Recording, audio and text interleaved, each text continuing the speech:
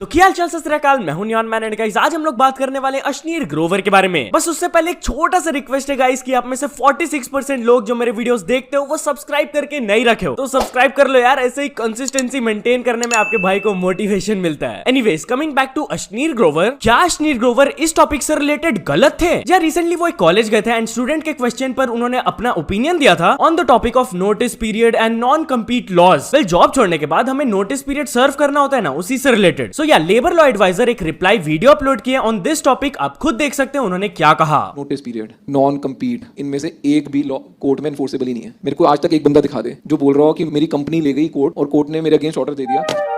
अभी बता देते हैं। ये देखो, Niranjan versus Century Spinning. Niranjan ji ने इस कंपनी से टायर कॉर्ड यान की ट्रेनिंग लेकर कंपेटिटर कंपनी को ज्वाइन कर लिया हायर पे के चक्कर में। सुप्रीम कोर्ट के इस लैंडमार्क जजमेंट में कंपनी के फेवर में डिसीजन गया। ये था नॉन कम्पीट। अब आते हैं नोटिस पीरियड पे। नंदगंज वर्सेस बद्रीनाथ दीक्षित, बिना नोटिस पीरियड सर्व किए इन्होंने जॉब छोड़ दी और सुप्रीम कोर्ट के इसी लैंडमार्क जजमेंट ने ये डिसाइड किया कि कंपनी को डैमेजेस मिलेंगे। अब आ जाओ जी नॉन सॉलिसिटेशन पे। MB software versus Sameer Kumar, company का एम्प्लॉई अपनी ही कंपनी के क्लाइंट्स की प्राइवेट इन्फॉर्मेशन यूज करके अगर जॉब ले ले तो इस एक्टिविटी को इलीगल माना जाएगा। इस जजमेंट में वही हुआ। तो ये सारे जजमेंट्स मैं आपको दे दूंगा, पढ़ सकते हो। ये कुछ केसेस है जिसमें एम्प्लॉई गलत थे, बट काफी केसेस में एम्प्लॉयर भी जानबूझकर एम्प्लॉय को फंसाता है। कॉम्प्लेक्स कॉन्ट्रैक्ट पर उनके साइन करवा देता है, क्या ही पता चलेगा। और इसी प्रॉब्लम को देखकर हमने स्टार्ट किया इंडिया का मोस्ट अफोर्डेबल कॉन्ट्रैक्ट रिव्यू। तो चलिए अब आगे बढ़ते हम लोग बात करने वाले मिथपैट के बारे में। तो क्या मिथपैट ने एक लैम्बोर्गिनी खरीद लिया? वेल, कल उर्मिला ये स्टोरी अपलोड की। Congratulations Mythpat, I am super proud of you, you have worked really hard for this. जिसको रिपोस्ट करके मिथपैट ये कहे only possible because of you. अब लोगों के मन में सवाल उठने लगा कि इज दिस रियल या फिर 1 अप्रैल तो अभी आ ही रहा है, आप लोग समझ गए होंगे। एनीवेज चलिए अब आगे बढ़ते हम लोग बात करने वाले हैं सौरव जोशी के बारे में। तो सौरव जोशी का एक सीरियस एक्सीडेंट हो सकता था, उन्होंने पूरा क्लिप वगैरह दिखाया अपने लेटेस्ट व्लॉग में, आप खुद देख सकते हो। गाइस अभी जस्ट बचे हम, एकदम से ना 2 क्रेट आई एक ट्रक में से निकल के, एकदम से उड़ती हुई एकदम से गाड़ी के ऊपर। वो तो मैंने एकदम से गाड़ी मोड़ी एकदम से, नहीं तो भाई शीशे पे लगती और अंदर आती, सीधा हमारे अंदर आती। दो क्रेट गाड़ी फिर भी लगी, देखो यहाँ लगी गाड़ी पे। ये क्रेट थी एकदम से उड़ती हुई, ऐसे 2 क्रेट थी। ये देखो सामने ट्रक है ना, अब ट्रक में से निकलेगा, देखना ओ निकलेगी, देखिए भाई साफ दिख रहे हैं निकलते हुए। ये देखो भाई, ये देखो पीछे भी तो गाड़ी थी हमारे पीछे भी तो गाड़ी थी, वो ठुकती हुई ब्रेक। ऑल्सो फुकरा इंसान भी अपना एक्सीडेंट से रिलेटेड एक एक्सपीरियंस शेयर किए, आप खुद देख लीजिए। गाड़ी बस ऐसे ही ना रेड लाइट पे खड़ी थी और वहां पर एक बस वाला आया पीछे से और पाट गाड़ी बजी, बूम। गाड़ी इतनी जोर की उसने मारी और मैं भागा उसके पीछे गाड़ी। पहले मैंने सोचा कि मैं जाऊं ना जाऊं, कलेश करूं ना करूं, क्योंकि यार मेरे को अच्छा नहीं लगता ऐसे ना, मतलब नई गाड़ी थी हैरियर और उसने ठोकी और मेरे को ऐसा लगा कि भाई हैरियर ठोक दी इसने, तो फिर मेरे को बहुत बुरा लगा एंड मैंने सोचा कि भाई अब तो कलेश बनता ही है। फिर मैं उसके गया, मैं उसके ऊपर मतलब बस के ऊपर तक चढ़ा, उसको नीचे लेके आया, उसको कहा भाई तेरी गलती है, तूने गाड़ी ठोक दी। कह रहा है भाई मेरी कोई गलती नहीं है, मैंने ठोकी नहीं। मैंने कहा भाई क्या पागल है क्या? कह रहा ठोकी नहीं है मैंने। अब देखो भाई, पर हैरियर की ना क्वालिटी अच्छी है, ये पूरा जो है ना ये उड़ के यहाँ गिर गया था यहाँ पर, और मतलब मेरी तो फट सी गई थी। बिल्ड क्वालिटी इतनी फाड़ है हैरियर की, इतनी फाड़ है, मैं जेन्युइन बता रहा हूँ। अगर मैं सियाज में होता ना तो मेरा गेट अंदर तक दब चुका होता।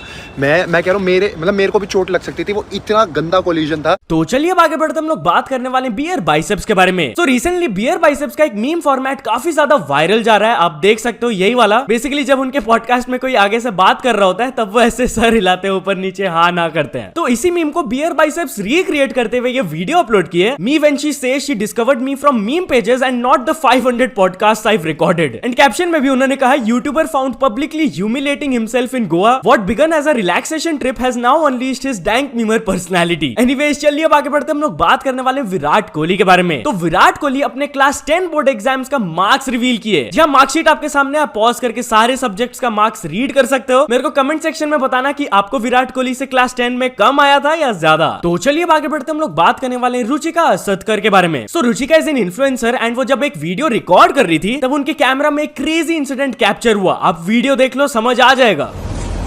Ever tried Gufa restaurant? Oh my God! About to man, he was about to. Shit. चोर लोग हैं भाई। ये वीडियो को किसी ने ट्विटर में शेयर कर दिया, जिसके नीचे बेंगलुरु पुलिस भी ये रिप्लाई की, please DM the exact place of incident, details and contact number. So most probably वो एक्शन ले सकते हैं। तो चलिए अब आगे बढ़ते हम लोग बात करने वाले एल्विश यादव के बारे में। तो क्या एल्विश यादव घमंडी हो गए? वेल, लास्ट व्लॉग में उन्होंने कुछ एक ऐसा चीज बोल दिया था जिसको लेकर कुछ लोग ऑफेंड हो गए। सो या वो क्या रिप्लाई दिया उनको आप खुद सुन लीजिए। कमेंट पढ़ रहा था जिसमें बोल रहे हो कि एल्विश भाई तुमने गलत बोला कटारिया को कि मेरे बिना तुम कुछ नहीं। पहली बात तो मैंने उस वे में उसको नहीं बोला कि मेरे बिना तुम कुछ नहीं हो, मैंने लड़ाई झगड़े को उसमें करा कि मैं हो गया, चाहे साथ में कोई भी बंदे हो गए, मेरे नोन मेरे जानकार, हम किसी भी तरह की लड़ाई झगड़े में ना पड़े। फॉर एग्जाम्पल मान लो हमारी किसी से लड़ाई होगी और आज हम 3-4 जने मिलकर हम उसे पीट देते हैं। भाई ऐसा तो है नहीं कि हम कभी अकेले नहीं घूमेंगे। मान लो अगला बंदा 4 जने बुला के उसे पीट दे, तो मैं चाहता हूं कि इतनी सी भी चिंगारी से किसी बड़ी लड़ाई की स्टार्टिंग ना हो। अब मैच्योर लोग जो हैं उनको समझ आ जाएगा ये चीज़ कि भाई मैं किस तरीके से उसको समझा रहा था, क्योंकि वो बार बार तुमने देखा वो पोक करते हैं कि ओ तुम दावाबाजी करते रहते हो, तुम्हारे बस की मारना नहीं है, ये नहीं है, वो नहीं है, तो वो इम्पैक्ट पड़ता है उस चीज़ का। मैंने कि यार थोड़ा माइंडसेट चेंज करने का टाइम आ गया। रियल लाइफ में अगर तुम देखा जाओ, कैमरा अगर मैं हटा दूं तो वो मेरे पीछे आ जाता है कि वो भाई देखो ये हो गया वो हो गया।